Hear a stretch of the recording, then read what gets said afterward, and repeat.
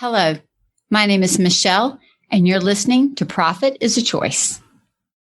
Adi Klevit, founder and CEO of Business Success Consulting Group, is with me today, sharing from her 25 years of knowledge and experience as a trained industrial engineer, management consultant, and business executive to bring order and efficiency to organizations. We will discuss how processes improve efficiency and performance. Listen in for insight on bringing order to the chaos in your life and business. Every day, empowered entrepreneurs are taking ownership of their company financial health and enjoying the rewards of reduced stress and more creativity. With my background as a financial software developer, owner of multiple businesses in the interior design industry, educator, and speaker, I coach women in the interior design industry to increase their profits, regain ownership of their bottom line, and to have fun again in their business. Welcome to Profit is a Choice. Hi, Adi. Welcome to the podcast. Thank you, Michele. Thank you for having me. Oh, you are welcome. You and I met and have already had an awesome conversation on your podcast, which is Systems Simplified Podcast. We'll make sure we put that in the show notes. And had so much fun talking. And I felt like we're kindred souls. And I was like, come back on my podcast. And so we got more to talk about today. So that's exciting. Before we get started, though, if you would want to just share a little bit about your background and your history and what you're currently working on and doing today. Sure. So my background is industrial engineering. That's my profession. So I'm all about processes and improvement and efficiency.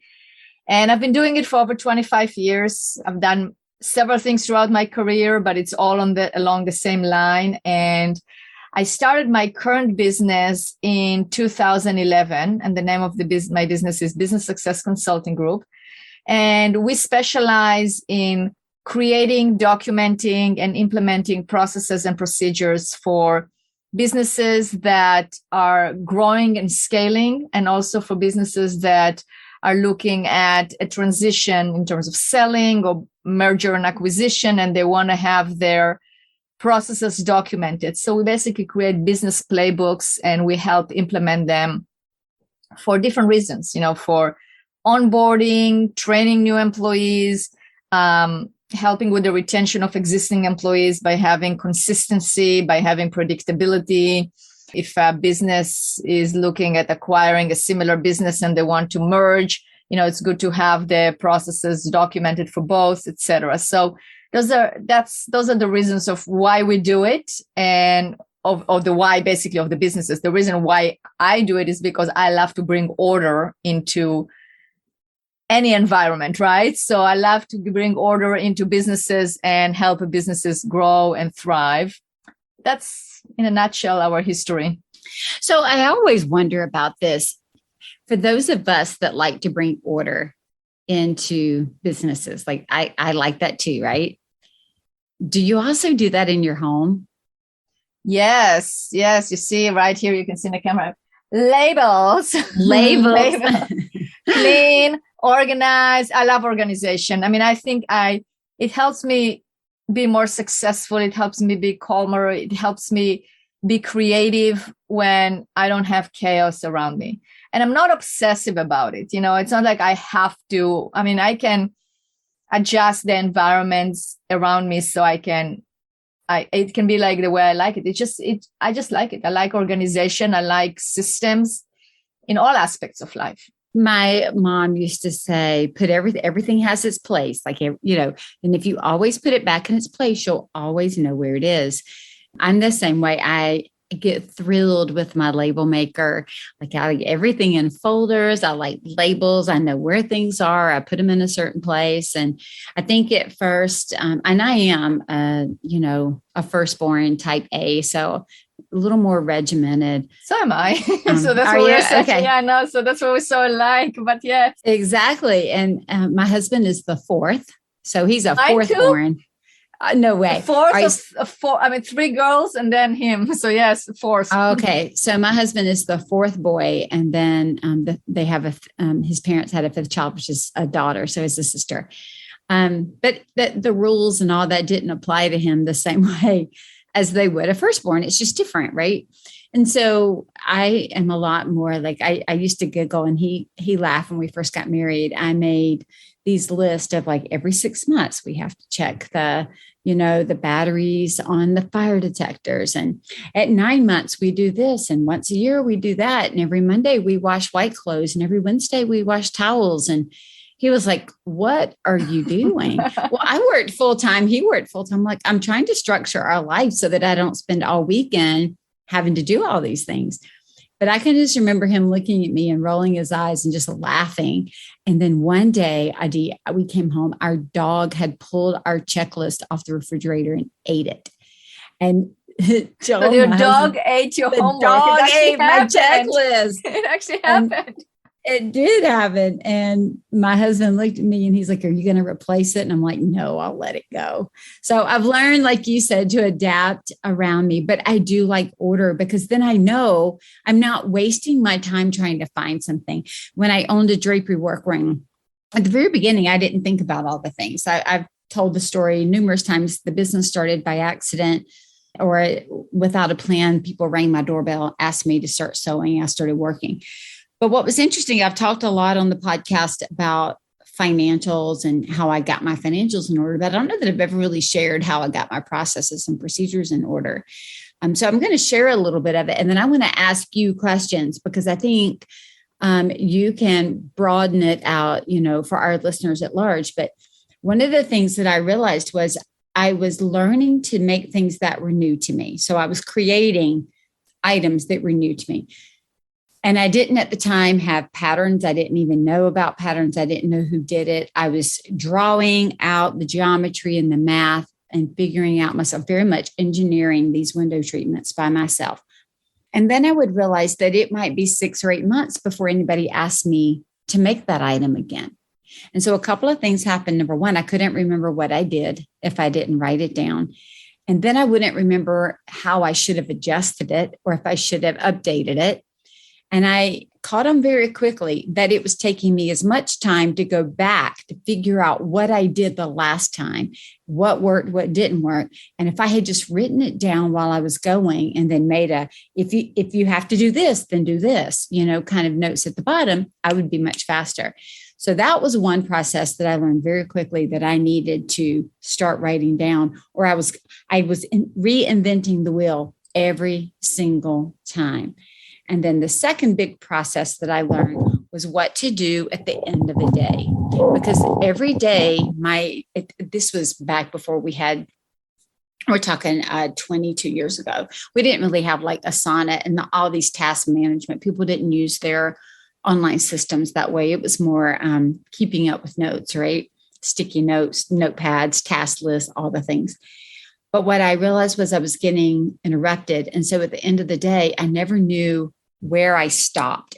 So every morning when I got back into the office, I had to spend 20 or 30 minutes to figure out where I had left off from the day before, so I knew where to start that day. And again, because efficiency was important, I was trying to grow my business while my kids were in school. So my time wasn't as open as it is now. Like, nobody's here but my husband and I, so I can work whenever and however I desire. But back then I started work as I got my kids to school, and I had to stop for some amount of time. So all of that time was so precious. And my big takeaway out of that was at the end of every day, before I left my workroom, I jotted down, this is what I did, start here tomorrow, pick up here. So then when I came in the next morning, I see a sticky note. I knew my process. It had already been written, and it told me where I was and where to go. So it was literally like almost like an Asana or a Trello, like the task management. It just was sticky notes on my desk, but it was that way of thinking so that I could keep going. And then I'll share this one last thing because I know that you will appreciate it. So my background is in information systems. And when I was learning to code, oh gosh, back when I was 19, 20 years old, we were coding in COBOL all the way back in the day. And my dad worked in IT. And I can remember him talking to me about databases and efficiency and why you just want to do things one time. You don't want to do it all the time. And so he was making me think about going into the kitchen to make a meal. And his comment was, the refrigerator is the database. And if you're having to open that refrigerator for every single thing that you need to get out, as opposed to opening it, pull everything out for the menu and shut the door, you're being very inefficient. It's costing you money. But that was a visual. And he made me, I say made, but he was sitting there having me physically do this in front of him, open and shut the refrigerator so I could see the ridiculousness of running back and forth across the kitchen. And I've never, ever, ever, 30 plus years later, I've never forgotten that going back and forth to the refrigerator as just an example of not having a good process, not thinking ahead and not planning, being inefficient, and there being a cost to that. So that has been kind of from just that creative aspect as my business has grown, really understanding why those processes were so important. Now, I know you work with creative firms and you also work with companies that are, I would say, more maybe production or systems in general. How do you see systems fitting into creative environments? And give me your thoughts on that. Yeah, first of all, what a great story. He sounds like a great man, and just like it's absolutely a great analogy that I will use in terms of that refrigerator and getting the food and preparing ahead and having a list and all of that. That's great example. So, the way that I view it is that processes are needed and processes are processes, right? I think it's more the question of, or the answer to the question is more like, how do creative look at that? And I think it's more overcoming that mindset than to say, well, creative people don't need processes, right? I mean, you are super creative. I'm seeing you now on camera and your office is just beautiful, right? But that's your creativity. That's your orderliness. That's the aesthetic part of it. But you still understand the importance of processes because you won't be able to produce what you're doing without having that. So in my opinion, from working with many creative architects, marketing agencies, designers, you name it, and working also with contractors and manufacturers and, specialty trade contractors, doctors. So we work with any industry, right? But the creative ones are the ones that will say, well, we don't need processes because it will stop our creativity. Not everybody, of course, it's not a generality, but I hear it quite a bit from the creative side. And you and I had that conversation as well when you were a guest on my podcast.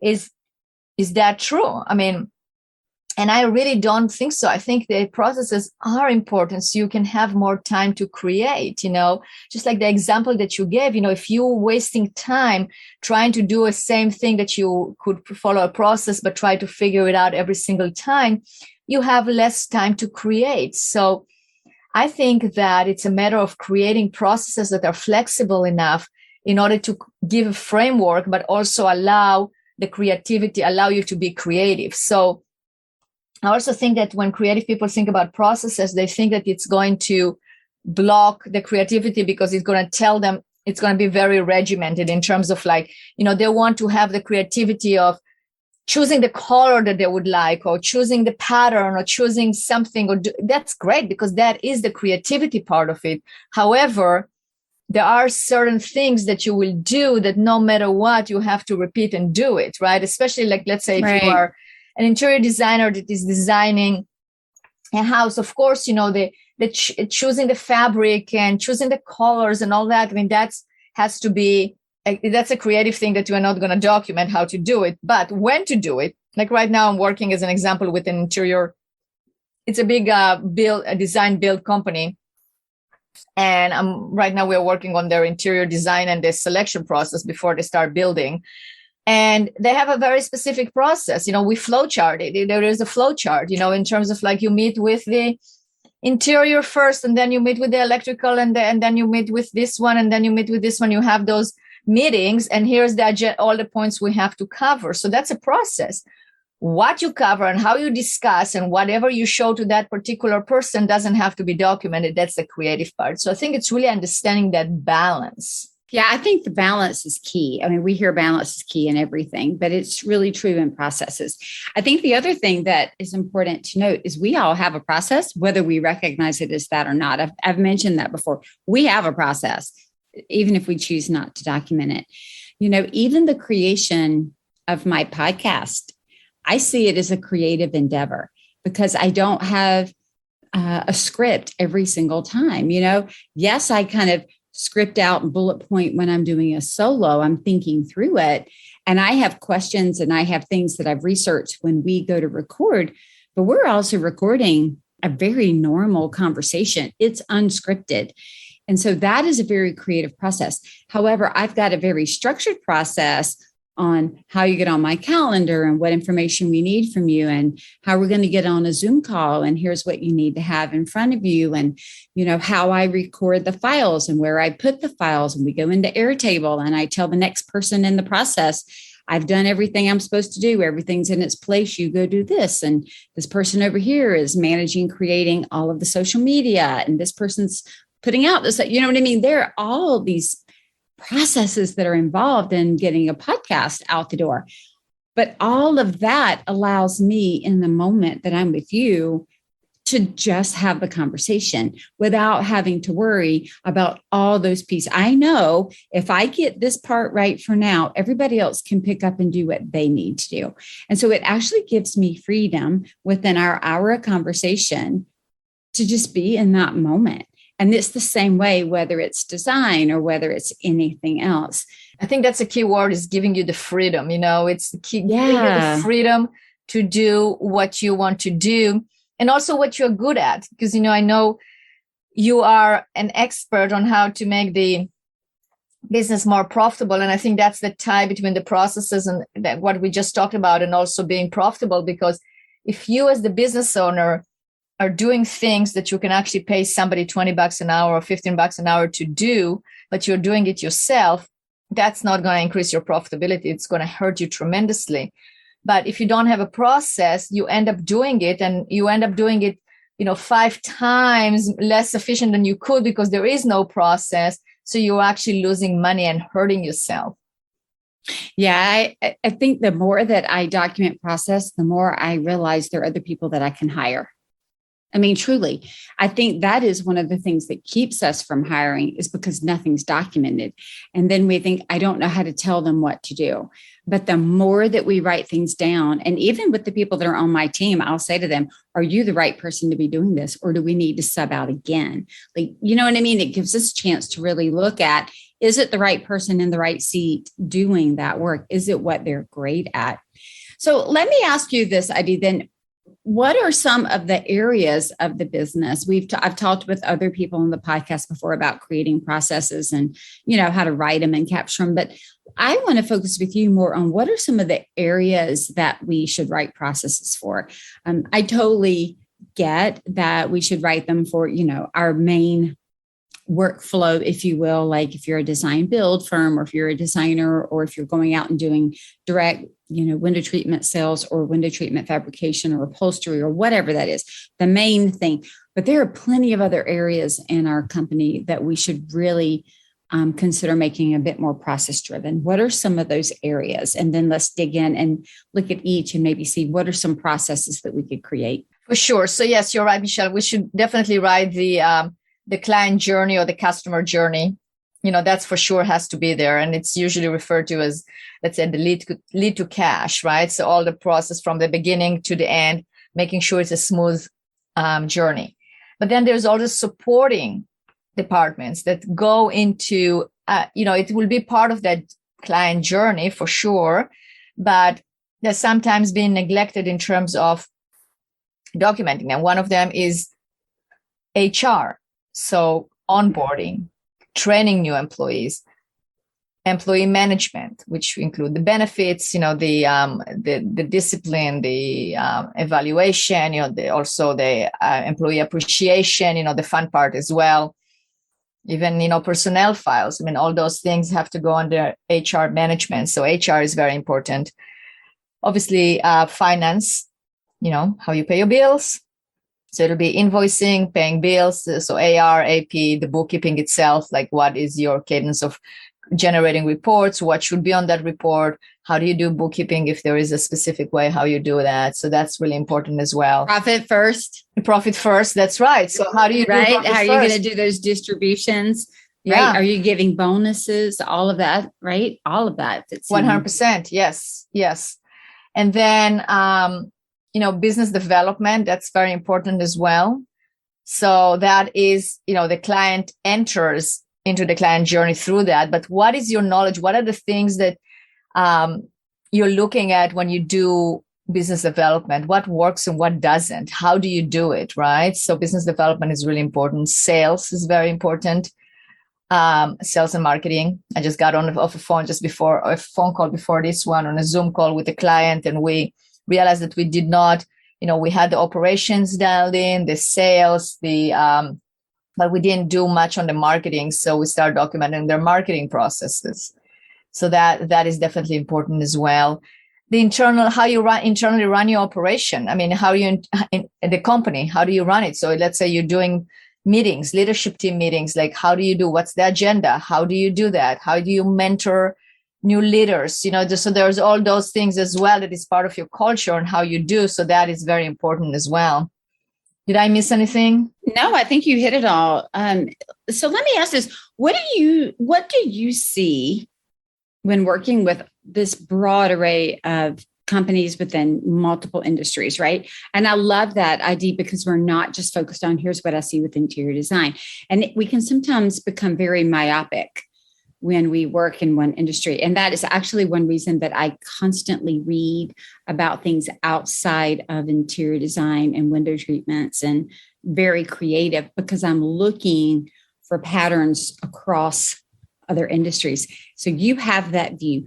What do you see as some of the, either the number one, number two, or the top couple of areas of pushback to even digging into some of this? Is it the overwhelm? Is it the I don't have time? Because I'll tell you my thought when you were listing. I thought most people would be willing to document most of the HR things, right? I get it. Most would be willing to document when they want some of their reporting done for finance. I could see them saying, yeah, here we're going to post on Monday and post on Wednesday, and here's what our sales process is like. I could even see them going as far as we're going to do team meetings on Monday, and here's our agenda. But the one that I wrote down and circled as one of the biggest areas that most people that I work with do not have huge plans for is business development. That's right. They don't. That's right. Because they probably also feel that they can't really systematize it, and they think that it's not. It is, and I say I've been there too. It is easy to think that it's not revenue generating because it's not revenue generating in that moment, but it produces revenue generating opportunities because we're developing the business. So do you see the same kinds of things that I'm seeing, and what are some of the other layers or textures of that you see? Yeah, I mean, I agree with you because, business development is it's usually not a straightforward, okay, this is the process. But I'll tell you, it was actually a designer. I mean, it was a creative agency that we worked with. And the owner was selling the business to one of the key employees. And they realized that all the business development, the rainmaking, the business developing, it is in the owner's head. And if the owner leaves, the business basically has no value because there will be no more business because he's the only one who's been doing it for years. And what do we do now? So we got referred into that business to actually extract that information from the owner's head so we can actually start creating the processes for it. And it was a lot of fun because we had to create it, right? There was the extraction of the information, but then asking, why do you do it that way? Because think about it. Like, let's say you right now listening to us, right? You're doing business development. You go to networking events. You are part of networking groups. You know people. You know that when you pick up the phone and start talking, then business comes in. Well, what is it? Like, how do you do it? And trying to document it and create it and put it into an actual communicatable process. It's a process by itself, but it's a lot of fun. I mean, I had to do it myself because one of my first hires was a business development person. The reason being is because we got introduced and she had that personality. And I go like, wow, she will be great at that. I have to make her into a business development person. But I had to teach her what I do. And I go, you know what? It can be taught. If it can be taught, if it can be put into a process, something is wrong, because there is no way that, you are the only one in this entire world that knows how to do something, right? So it's challenging to actually figure out what you do, but it's great. And I would challenge our listeners, think about what you do for business development and try to figure out how you do it. And if there is a common denominator, and that common denominator is a process. So one of the things I love to do when I even just think about business development is define what that even is for my company. What is business development, right? Right. And for me, it's about taking time to work on the processes and the systems that underpin my entire company that make it work. And so even when I do process development days or I schedule, that's a big deal to me. My process is to schedule business development time on the calendar. And then I also keep a running list of the things that I need to look at during that business development time, so that when I go into it, my process is look at the list, put them in order, priority order on what needs to be attacked or what you need to do during that time. Because if not, I've found myself going into a business development time that I set aside without an agenda, because I normally wouldn't think to create an agenda for myself, right? So then I go and I get there, and it's the same kind of thing that I described a few minutes ago. It's like walking in the office and not knowing what I'm going to do. I spend 30 minutes trying to figure it out. And then I get pulled down the rabbit trail of email. And then my business development time is done on my calendar and I got nothing accomplished. But when I created just the process for how to put things on a task list for business development, so that on Fridays at 9 a.m., that's where I started. And here's the priority order, even going in sometimes on a Thursday, perhaps, and creating the order so I can just start on Friday. Even that freed me up to be creative on business development within that time frame. Choosing once a year, I have a podcast out there, Taking Your Business on Vacation. Here are the things I'm going to do when I go on vacation with my business that are business development oriented. So just even kind of creating a time and a place, but an agenda. I mean, I think we can sometimes miss so much. I was having a conversation with a designer yesterday, and we were talking about every meeting that she has with her client. She has started creating an agenda so that they know, here's the time we're together. Here are the 2 to 3 key things that we need to decide while we're together to keep the schedule going. And so if we do not decide these 3 things, it's going to push the next thing. And then in that meeting, we're setting up, here's the next opportunity, client touch, call, email, or a meeting, and then having an agenda, even if it's just a couple of bullet points. And I know that seems kind of maybe like extra work, but it's so amazing how just 2 or 3 bullet points, which seems like it's not even a process, but it's a process to have an agenda before you walk into a meeting. Oh, 100%. I create agenda for almost every meeting that I have. I mean, with a client, right? Because I want to keep on task. I want to make sure that we are that we are progressing. And it's not a bad idea to also have an agenda for other kinds of meetings, because it's like, it just makes sure that the meeting is not for the sake of a meeting, but there is for the sake of actually finishing and getting to an end result and an end goal. So I completely agree with you. I think when I was mentioning business development, you and I meant different things, but I think you gave me a great idea, because basically your business development is developing the business, like working on the business, right? I mean, I was using business development as like more the networking and the creating new leads and the creating of what comes before sales, right? I mean, sales for me is the sales process itself, and the business developing development, the business network or the business funnel, if you will. Yes. Yeah. Exactly. Yeah. But both of them apply. And I think what you said is so important. Like when you want to work on your business, it's kind of like, okay, if you block, we all heard about calendar, time blocking on the calendar. So we block a few hours, let's say on Friday afternoon to work on the business. But if you don't structure it, those 4 hours will go answering emails, or doing whatever, but you have to have like specific tasks. And that's where I feel that we need a business plan, not a business plan in order. We talked about it on my podcast, Correct. right? Yeah. So we have to have a plan, not a plan for the banker and the way the banker wants to see it, but a plan of what's your strategy, how you're going to accomplish that, and have a step-by-step on how to. So whenever you sit down and work on your business, it has to feed off that plan, and then you're all going in the same direction. I remember when my kids would come home with homework, and you could tell if the teacher had assigned busy work or if the teacher had assigned just enough that they would get the concept, understand it, master it, and move on. Like you could tell, right? Like let's do 45 math problems with the numbers 1, 2, and 3. Let's add them in like every combination we could. Like you just knew. And that's why even with the clients that I work with, I'll say to them, the work that I'm going to give you to do, or that I'm going to help you to do, is not meant to be busy work.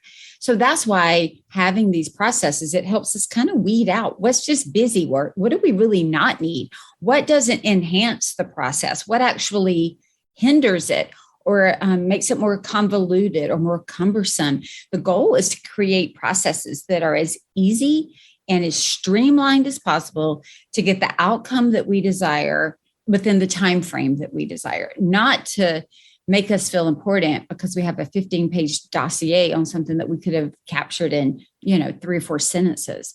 And I think that's what's so important is when we think process, I think it's easy, especially if we're new to that, it's easy to almost think that it's 10 times more than maybe it needs to be. And I think you mentioned this on when we were talking on your podcast about start with just like the high bullet points, like the high, and then you can work your way down into the more detailed processes as necessary.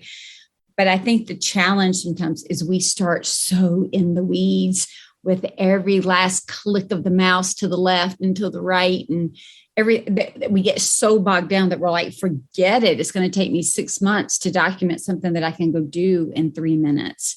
And we need to look at it a different way. Yeah, absolutely. I agree. So, it's kind of like when you like a recipe for food for your favorite dish. I mean, you have to start with going to your refrigerator example, you have to start by buying the ingredients, If you don't do that first, then you're not going to never get to actually a final product. And it's even before the ingredients, you have to think where it fits overall in the meal. Otherwise, you'll have a very disastrous meal, right? I mean, I actually went one time, we didn't plan it. There was a party and, this is, you could just bring your favorite dish, right? And it was just a mishmash of like Italian food and Turkish food. And somebody bought like, I don't know, it's just like different French something. And it was just like all different cuisines that they didn't go well together. And it's a problem. And that reminded me, that's my example that I like to give, because if you don't have a plan and if you don't like map the process to begin with in terms of like, okay, how all the parts are going to work together, you're going to have a mishmash of like, maybe delicious dishes by themselves, but if you put it on one plate, it's not going to be very flavorful, right? And they don't complement each other. That's right. And a salt to the taste buds. It is. It absolutely is. So you have to think start with the bigger picture of like what will go where, when, and then what are the ingredients, and then what are the instructions in order to make it in sequence. But also you're talking to people that know how to cook, right? I mean, this is not a beginner cookbook as an example. So you don't have to go into all the weeds, how to do it and how not to do it. And so use 3 tablespoons of butter. Okay, so what you need to do, take the butter out of the refrigerator and cut it right here on this and melt it. So in order to melt it, no, you just say melt the butter. We know how to do it. All right, so let me ask this, because this is something that comes up quite often when I'm working with my clients, and I'd love to get your take on it. When they have an organization, let's say that either has not had very well-defined processes, or they're starting to rethink and redefine their processes, what are some good ways to get team member, employee buy-in to the change? Because change creates discomfort. Some people take it very personally if they've created the process and now it's being shifted or changed or modified. Some people think that you're dumbing down their job. I mean, they start to worry, right? They get nervous. How have you found is a good way to, assuming that none of those things are true, we're just trying to be more efficient and effective for the process. How do we get team buy-in? What have you seen that has worked really well for that? I actually did a whole podcast and I wrote a blog on it. It's called How to Get Your Processes Followed by All, right? So basically how to get it implemented. And I'll send you a copy after the podcast so you can take a look at it. But basically, the first thing that needs to happen is a change of mind.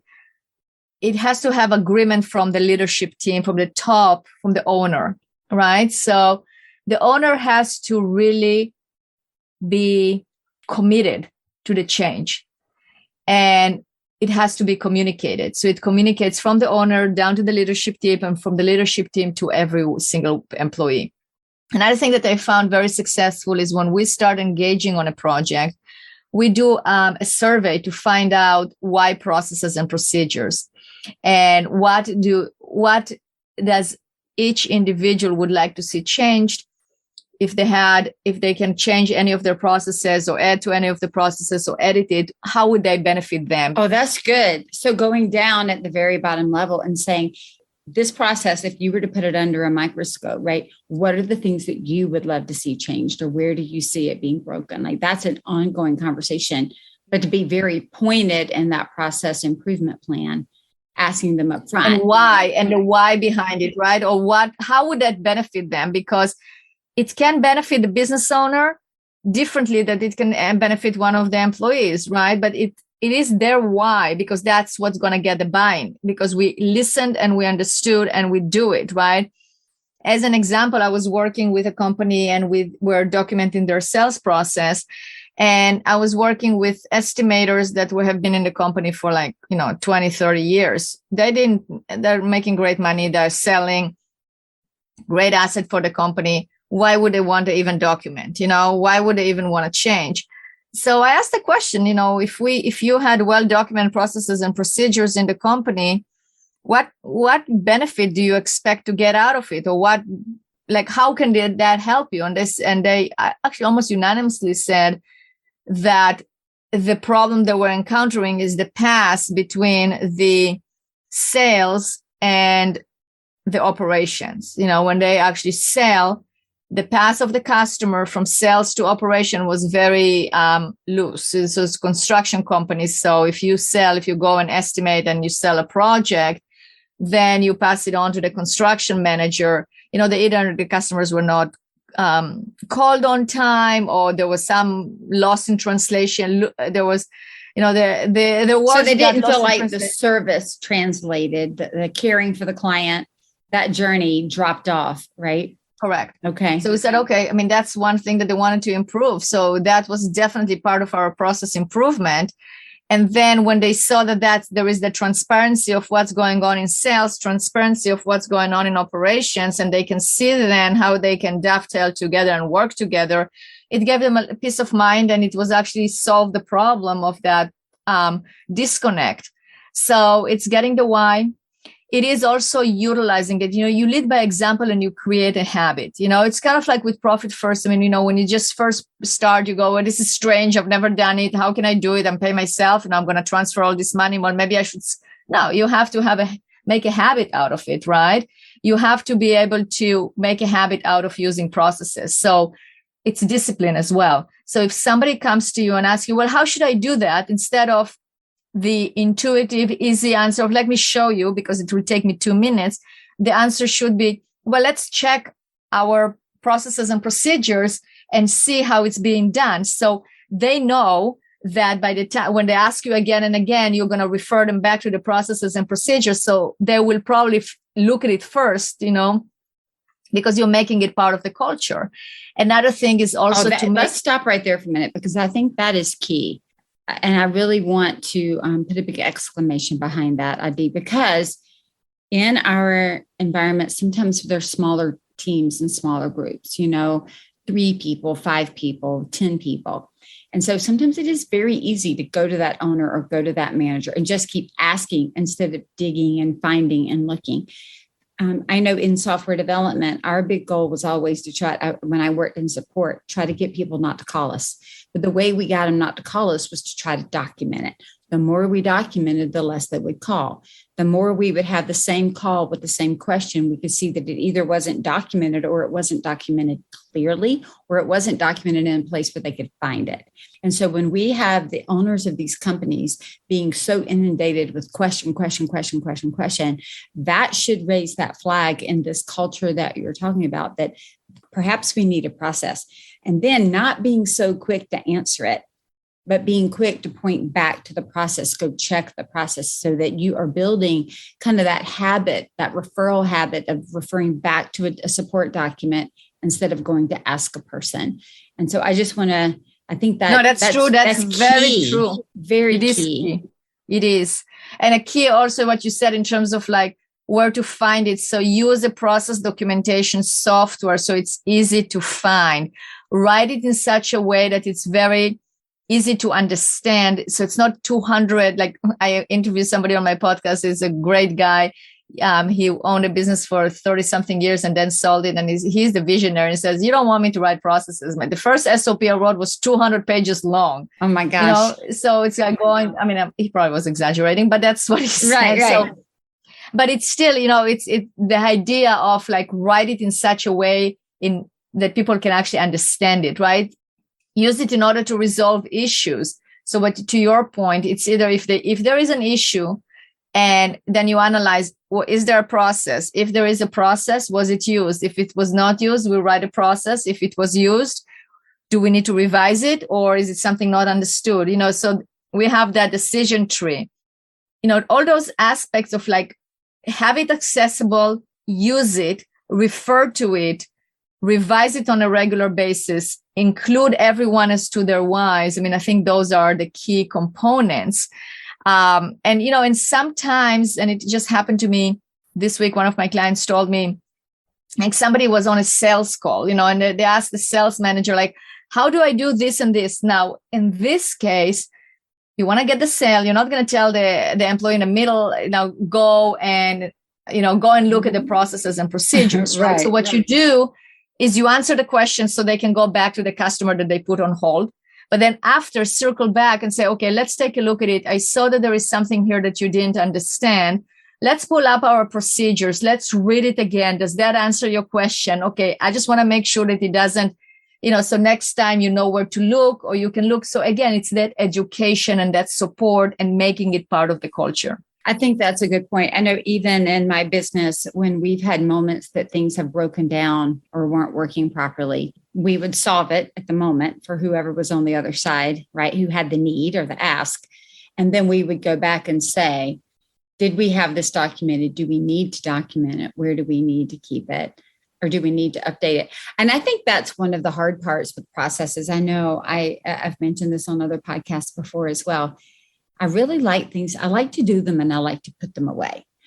But these are living, breathing documents and living, breathing processes. And we're constantly changing and improving and doing things differently or better. And just keeping in mind that it is somewhat repetitive. It is, we are going to revisit it. It is that continual improvement process that we need to consider. Because if not, it starts to get weighty and frustrating. And then it becomes this mindset of, well, I'm going to have to change it anyway. So why would I even bother? And we don't need to have that mindset because that's going to keep us stuck. So instead it's, why don't we start? And then as we go, let's just keep adding to it, just keep it up to date. And as we shift and change, let's just document it. You had made the point earlier about somebody coming to you, maybe wanting to sell, whether to a key team member or, an external sell company or whatever. And I was talking with John Warlow. He was on my podcast with the Build to Sell radio. And we were talking about processes and documenting, and that it can, if you have nothing documented, it can easily, if you're trying to do it yourself at the same time that you're trying to work in your company and own the company, it can easily be a 3 to 5 year process to get everything in a place that you can sell it. From a financial standpoint and internal documentation, it is a lot. So Adi, if that is the case, doesn't that lend itself to make us understand the importance of why we should at least start right now, whether we are 1 year in or 5 years in, even if we're not looking to sell the company, just for the years that we have left to ease the burden of what to do and when to do it. And haven't we done this before kind of thing? Oh, for sure. For sure. It's like preparing for the future, but it's also the nearer future. Because if you want to be more than just a solopreneur, if you actually want to have employees, if you actually want to have even subcontractors, or you want to have somebody there helping you, even a personal assistant, one of the smartest things that I've done was start documenting my processes. And one of the ways that I've done it is recording. Like, whenever I do something, I start recording it. And then I had a whole library of recordings. So then when I hired my first personal assistant, I was able to give them the recordings and have them translated into actual written procedures, and they knew what to do. Otherwise, how would I ever train them? That's a good point. That's what I did as well. I started recording things on Loom and on Zoom. And then I gave them out, and I'm like, here, this is what I did. Sometimes we would just attach the recording with the written material. And sometimes we would just turn it into a written process, but it's so much easier, and we just don't have to make it as convoluted. We just have to start somewhere. We do. It's actually freeing too. I still don't, I'll be 100% transparent. Every single thing in my business is still not 100% documented because my business is constantly growing and changing. However, we try to write as much as we can while we're going, while we're changing. We have things set up in Asana. We've got, documents set up in Airtable and processes there. We've got them in the different places that make sense for the activity that we're doing. But it is a constant, ongoing part of the company that we just have to do. Absolutely. Absolutely. And I can tell you inspired me in terms of that checklist you had on your fridge. I'm going to create it because I'm kind of, as you said, we all have a process. So I do have a process. It is just not written. And that's, I think, creates sometimes lack of communication between family members, right? Because they, expect something or something else is being done. But I love that idea. So I'm going to create it. And I know create your refrigerator list. Right? I do. I'll give you a couple others. It's kind of funny. So both my boys were in Boy Scouts, and they were both in marching band. They were in drumline. And so they would have like these events that they had to go to. They went camping at a minimum once a month, backpacking for 15 days in Cimarron, New Mexico. They canoed the Allagash River. So they went on a lot of high adventure type weekends and excursions. Well, the thing about Boy Scouts that I liked at the time was you don't do it for them, you let them figure it out. So we also used to have a camper, and we would go camping a couple times a month. Well, I got tired of every other week when we were going to go away for the weekend trying to figure out what were we going to pack and what were we going to take. So I made a packing list. These are all the things that stay in the camper. These are all the things that stay in our bins. And this is the things we need to pull together. I had created all of our menus because you couldn't leave all your food in a camper. It would be ant ridden. So I had, here are the menus. Here's every single thing that we need. Everything was already written. So when we would go camping, I would just go out to my Word document and just print it. And I could follow it and pull everything together, and I could pack it. I didn't have to stop and think about it. So I taught the boys how to do that. And they had their if they were going to go backpacking, this was the list. If they were backpacking in the summer, add this. If you're backpacking in the winter, add this. If you are going canoeing or kayaking or some water event, you need this. And so they learned, and they would just come in and they would print their checklist and their sheets, and they could do it all by themselves. And I never had to step in and do one thing for them with that. And it was beautiful because they could then come in and say, hey, Mom, like this time I needed A, B, C, and X, Y, Z. Let's add that to the list. So we would get online, we would add it to their list, and next time they would have it. But it created independence for them, which is the same thing if we were to look at our business that we want our employees to have. It empowered them to pack their bag without my help. They were educated and equipped. They knew what they needed and where it was, and they could do it. I encouraged them if they got it wrong, and maybe at the very beginning, I would check over it and spot check. And then after that, I didn't have to do it anymore because they also were the ones suffering the consequences if they forgot their sleeping bag, not me. So I could promise they would remember it the next time, right? But it was that same kind of habit of if you're going to do it more than once, and it is going to be something that is going to be repeated, especially if it's repeated in the short term, write it down. If nothing else, is a checklist. It doesn't have to be, like you said, the full detail of get the butter cut on the, line 2. It's just melt the butter. But they had that.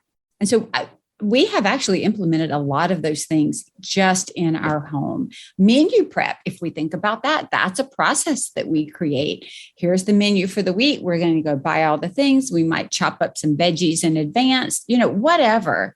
But just thinking about process, when we consider it and how we can use it in our home life, it'll make it not so scary in our business life. I agree. And if our listeners, some listeners that are listening to us right now are saying those two women are crazy, I would say try it, really try it. I mean, see, and don't go overboard, find an area in your life that you feel like you want to bring order to, right? I mean, right now, think about your life in general and go, what area of your life would you like to bring order to? Maybe you're a busy mom and, you're spending so much time in the morning getting the kids ready or driving them around to different activities, whatever it is.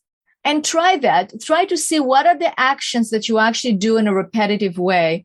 And write a checklist, even handwritten, on the computer, wherever. Just write a checklist. And next time that you're going to do that activity, pull that checklist and just go follow those and see if it helps you. It might not. It might be, Michele, maybe you and I are totally crazy and it works only for us. I don't know. But it's kind of like, I would suggest you try it because it's for me, it's very helpful. For Michele, it's very helpful. So I think let's try it. Let's make an experiment. It's a very simple experiment. That's and right. See if it works. Yeah.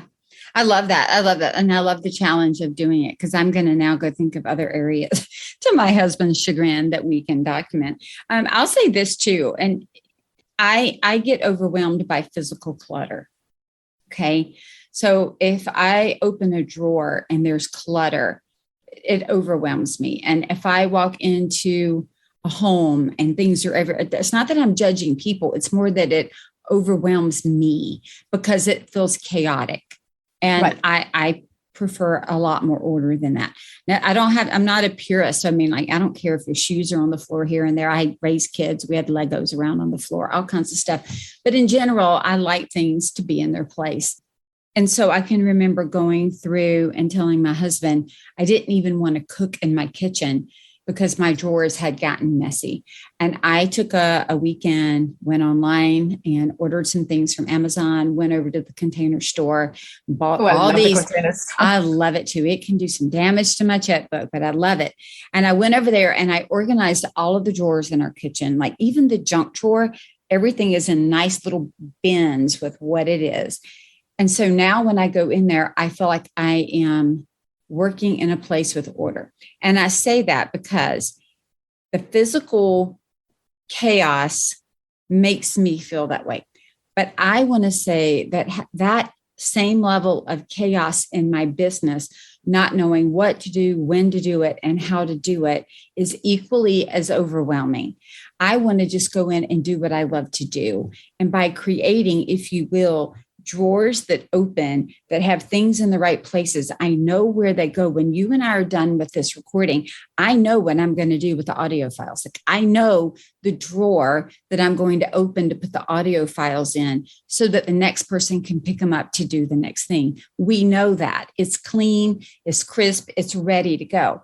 And if we can start to think about creating processes and systems and procedures in our company as if we're cleaning out the junk drawer so that it doesn't feel so junky and overwhelming and chaotic, it might not be quite as overwhelming. And again, can't do it all in one day. I couldn't do every drawer in one day. I couldn't do all my closets in one day. I chose one thing at a time and did that. And I started feeling the endorphins, that high of, oh my gosh, I even made my husband come into the kitchen and I was like Vanna White modeling all the drawers as I opened them so he could see them.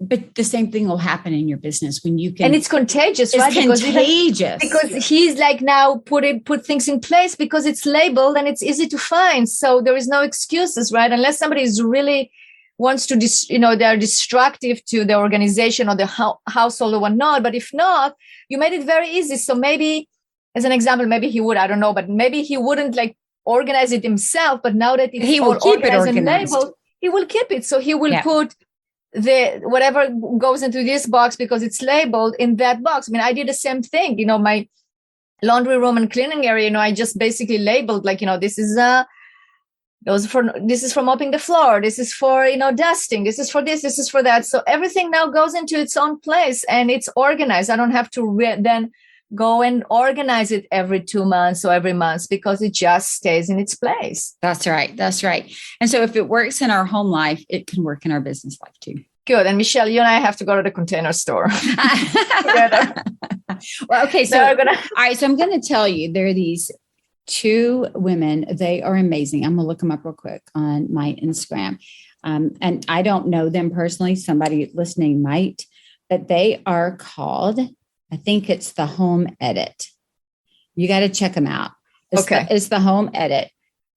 They were just purchased by Reese Witherspoon's company, and they are amazing. They constantly are showing you how to do things in your home, how to keep things neat and all of that. Wow. So you can go down a whole rabbit hole, TikTok and Instagram, trying to find all that, but it's totally worth it. Totally worth it. That's awesome. Awesome. Well, thank you so much for joining us. Adi, tell everybody where they can find you, where you're hanging out. Well, thank you, Michele, for having me. It's been great. Yes, they can find me at the best way is to go to my website, which is bizsuccesscg.com. That's B-I-Z, the word success spelled out. CG for consulting group. So bizsuccesscg.com. Or you can find me on LinkedIn. It's Adi Klevit. So it's ADI and last name is KLE, V as in Victor, IT. Perfect. And I will put all of that in the show notes. And I look forward to getting the blog post on getting your team involvement. So I'll add that in as well. Awesome. Thank you so much, Michele. Thank you too, Adi. Thanks, Adi, for joining me. And now we both will go down that rabbit hole of online videos for folding clothes and organizing our homes and offices for sure. If you're listening today and you want to create order in your business, apply for a discovery call at scarletthreadconsulting.com. Let's chat about where you are and where you want to go and see what could be missing from having you have the high level of performance and success that you desire. Processes and systems lead to efficiency, and efficiency leads to profit. And we all know that profit doesn't happen by accident. Profit is a Choice is proud to be part of the designnetwork.org, where you can discover more design media reaching creative listeners. Thanks for listening, and stay creative and business minded.